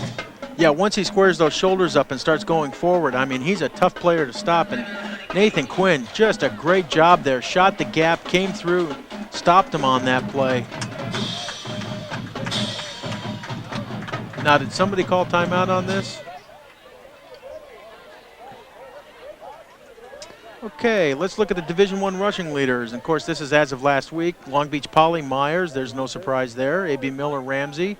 Cabrillo, Williams with 700. St. John Bosco, King with 628. In fact, he did a very good job last year against Los Al. And then Loyola Bragg for 626. All the usual suspects. Yep. These are teams that run. But Poly with Myers at 1237. And then, if I remember right from the quarterback statistics, their QB had about 1,700 yards. How did Poly lose 2 games? Who knows? That's a, you know, Yeah. We know Clovis was one of the losses in Mission Viejo, but still you ask yourself, when they're putting up that kind of yardage, how did they lose those 2 games? Well, 4th and 1. Not that it's going to make any difference, and Los Alamitos jumps off sides. Boy, Dolis has really struggled tonight jumping off sides, and I don't know if it's the snap count or what that's got him Or confused. is it Dolis, or is that Linehan that's in there right now, I believe? Well, I think it's 89 that's in there right now. Or is it Dolis on the outside? I thought it was Dolis on the outside. It's kind of hard to tell from this angle. Yeah. You can see Coach Nello Tomarelli, and I mean, he's not happy right now. If his guys are jumping off sides, he's taught him better than that. Well, the penalties have got to be a concern for the Griffins. 4:01 left in the game.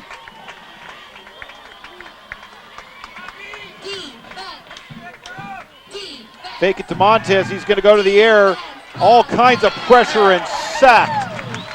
Schoonmaker taken down by James Dolis.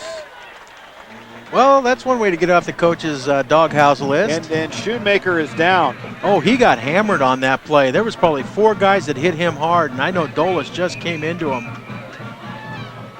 Let's hope this young man's going to be all right, but he just doesn't want to move right now. He's holding his head. Well, he's a two-way starter, so he's seeing a lot of action tonight. Here we watch great line rush by Los Alamitos. Here's Dolis coming from the outside. Schoonmaker steps up, then looks like he runs into his own player, and then starts to step back, and then Dolis just hits him. And then Chris Cherie right there. Yeah, I think he just blindsided him. It's a clean play all the way, just it's one of those things that happens.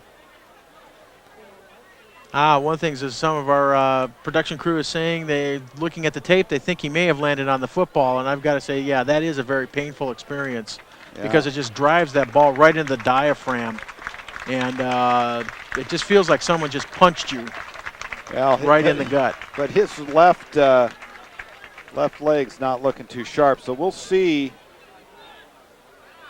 We'll see as they turn the ball over. Okay. And we'll see who the backup QB may be for the Oilers as Jimmy Barnes comes in. Going to hand this off to Cortez Rice. Cortez getting in here late in the game. Nice 10-yard pickup. I think they're saying, Josh, 200 yards, that's enough yardage. You get a break. Well, a well-deserved break.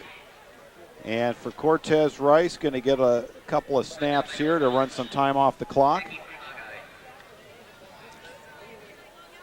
Just under 4 minutes left in the game.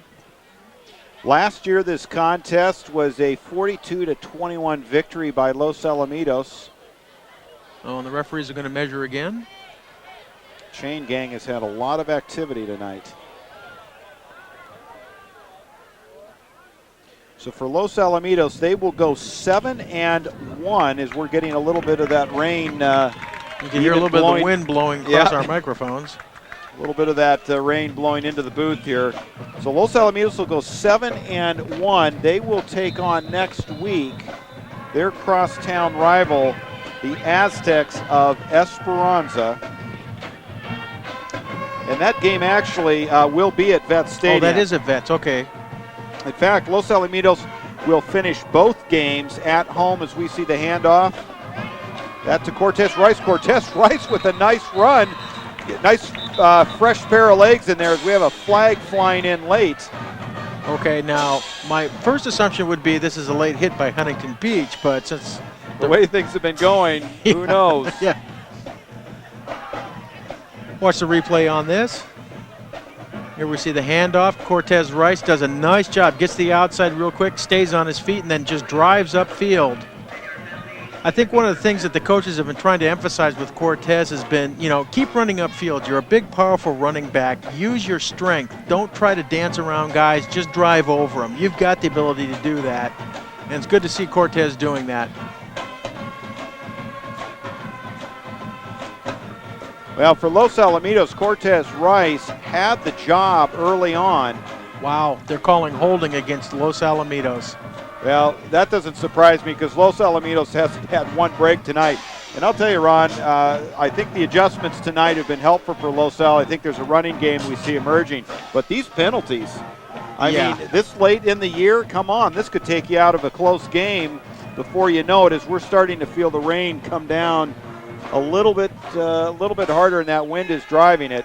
Well, Fritz, I'll tell you, this will definitely take you out of a playoff game with these kind of penalties.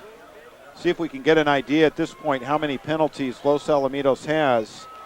Well, the thing that surprised me, too, is that the judge who threw the flag at first was the side judge, and he was upfield. Oh, I see what's happening here. Okay, they're calling holding on Los Alamitos, and then they're calling the personal foul after the play against Huntington Beach. Okay. So we end up with a 1st and 5. Well, for Los Alamitos, 6 penalties for 60 yards. I was saying earlier that Cortez Rice initially had the running back job, 6'2", 202-pound junior. He gets the call again.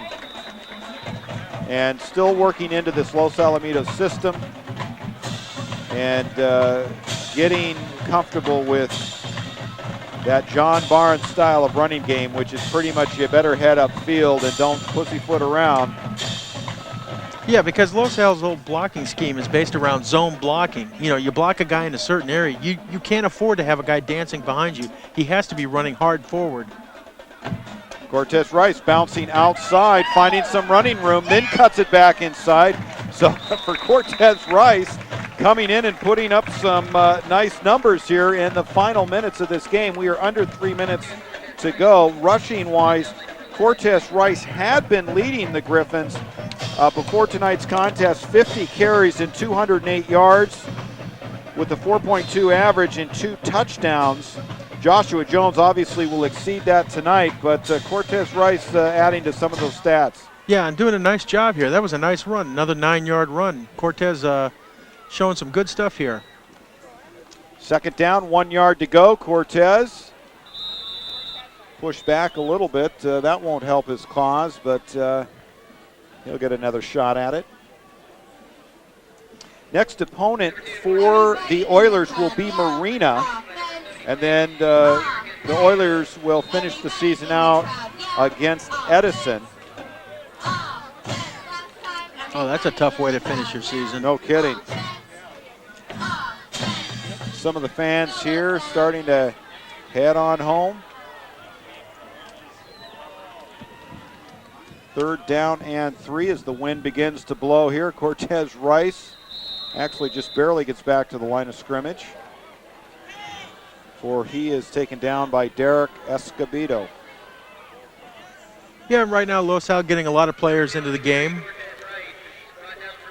And as we kind of expected, Huntington Beach, with not much depth on their team, still has most of their first string in. Los Al will go for it here on 4th and 2. Really, this is more of a, no, they are. Now they're going to punt. Okay.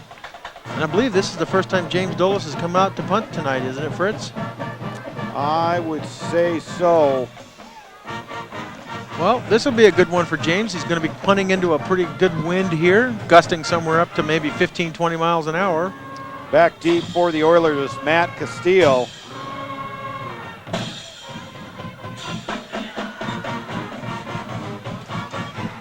Nice punt. This should be down inside the 20.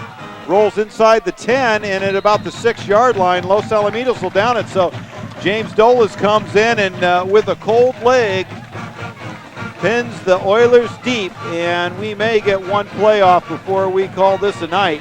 45 seconds left on the clock. Yeah, James has been having just a real nice season punting in addition to his defensive end duties. And I have to mention also his long snapper is number 34, Josh Jones. Well, James Dolis averaging 40 yards, has a long of 52, and now has pinned his 4th inside the 20-yard line. Can't argue with that. No, that's great punting. Well, and this is a team that doesn't have to punt much, because they are generally kicking off after a touchdown, and the Los Alamitos fans have seen enough. Yeah, I think we can tell them that they're truly fair weather fans this time, because the rain's showing up and they're taking off. Well, we went from summer to winter in about a week and a half here. Now let's see, Ike Fugai is in, and there is a turnover, and DJ Dykes takes it in for the touchdown. Wow. Boy, here we've been talking about how Huntington Beach has just been doing a great job of not turning the ball over, and Montez carries the ball just one time too many. Here you see he's got it coming up, and then just a nice strip right there. Nice takeaway by Cason. Antoine Cason, great job of takeaway there. Boy, give Antoine a gold star for that one, and then DJ Dykes pounces on the ball, runs it in for a touchdown. 41-14. Tell you what, Los Alamitos still struggling with personnel. And now they get a penalty called on it. I tell you what, when your PAT team can't figure out who's supposed to be on the field, it's, I mean, I don't know if the coaches are just going to take it back and go back to rudimentary basics and say, okay, guys, we're going to put numbers on the field, and here's where you got to be. I mean, this is almost embarrassing at this point of the, season. These guys should know what they're supposed to do. The special teams guys, especially the PAT guys and the field goal guys, that's a very select unit. It's not like it gets rotated. They know when they're supposed to be on the field. Well, and for a team like Los Al that expects to be in postseason play, you just cannot be making these kinds of mistakes. 36 seconds on the clock. Brooks Rossman punches it through, 42-14. And this is now starting to look like the score last year because it was 42-21. Yeah, First half much different than the second half. Yeah, but again, I think like we said at halftime, Los Al wasn't playing badly in the first half. It was just Huntington Beach had a very good game plan. Their guys were still fresh, their legs were fresh, and they were able to execute it. But you saw what happened here in the second half. Huntington Beach with 6 guys going both ways, and then Los Alamitos just blows it wide open in the second half. 28 unanswered points right now. Well, Brooks Rossman's going to get another opportunity to try to put this one in the end zone.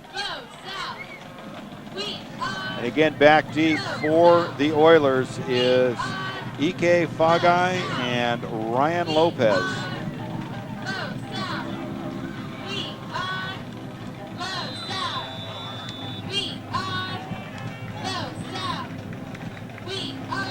"36 seconds left on the clock.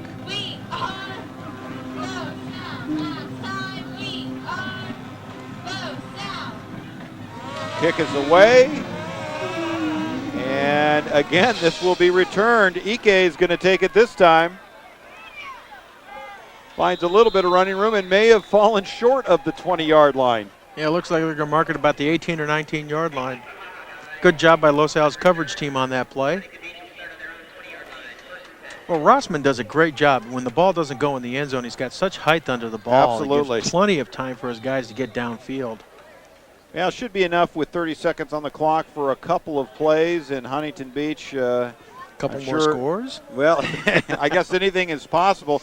And we did see that Rory Schoonmaker did not come out. And, of course, it was a brief appearance by number 1, Ike Fugai. And he's back in again? Hopefully Rory. Ike's taking he's taking a knee here. The coaches are conceding the game at this point. Well, and not a bad idea. The field is getting soaked a bit, and no sense in risking injury. We are now at 17 seconds and counting down. And Huntington Beach already walking out on the field to do the traditional post-game handshake. Well, I've got to say, if you're Huntington Beach, you had a great first half. And the only thing that's really stopping you is that you just don't have enough players on the team. If you're going to play at the Division I level and you're going to win, you have to have 2 separate teams go out on that field. You may have 1 or 2 key players that go both ways, but you can't have over half your team going both ways throughout the whole game. Fresh legs will always end up beating, tired legs if 2 teams are equal. Well, and for Los Alamitos, they had some glimmers of hope tonight, even in that very tough first half. Came out with a much different attitude and a running game, and Jimmy Barnes apparently recovered from his poor outing last week against Fountain Valley. And, take your hat off to Huntington Beach. They're playing with a very thin roster, And maybe this kind of production will get some more kids to turn out. This is a coach that I think is taking this team in a different direction under Mike Grosskos. And there's a lot for this team to play for. They get another couple of victories, although they're coming into the heart of the tough Sunset League teams. But they got a lot of good things going here. Well, we are going to take a quick break and be back with the post-game show. Stay with us.